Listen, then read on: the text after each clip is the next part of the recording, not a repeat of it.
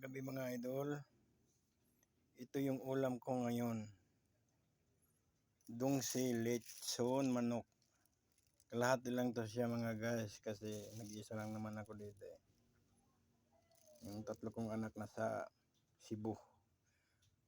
At yung papa nila dito sa Manila naghanap buhay, nag-grab. Ito yung naisipan kong ulamin kasi tinamad ako magluto. Lechon, nagluto lang ako ng kanin. Kasama na bukas, ayan. Solo lang yan.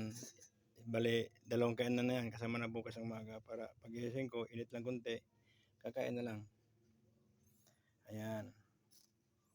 Bubuksan natin guys yung dungsi. Masarap to eh. Parang, kasi natitikman ko na yung ulam ng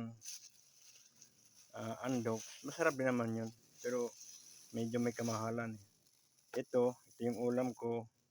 Sa halagang 145 kalahating lechon manok. Dalawang kainan ko na siya.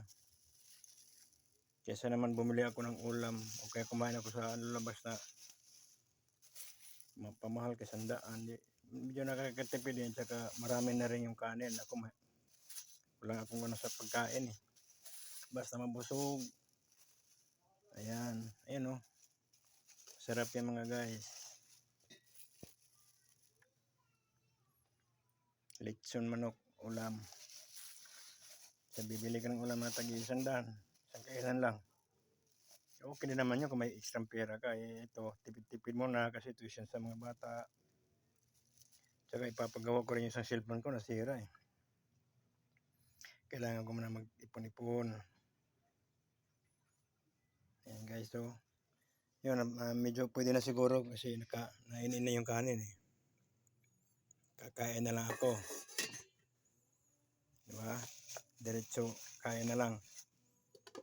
Kuha ko ng pinggan. Salin ko yung lechon manok. Ayan guys, so lechon manok. Wow! Ang tuwa yung yan o. Yummy. Pero nung tagama ko, 3 araw na kong hindi nakakain ito eh. Ito laging kinakain ko.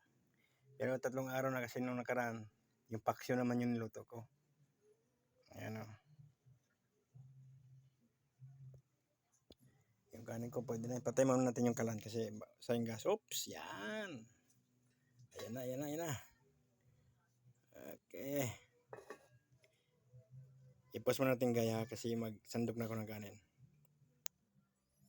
Ayun na guys. Nakapaghain na ako. Kain na. Subuan na to. Wow. Kakamay lang ako. Itika mo na.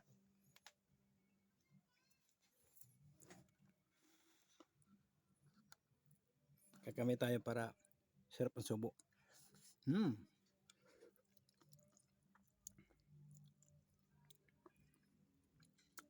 Ayan guys oh. 145. Yummy.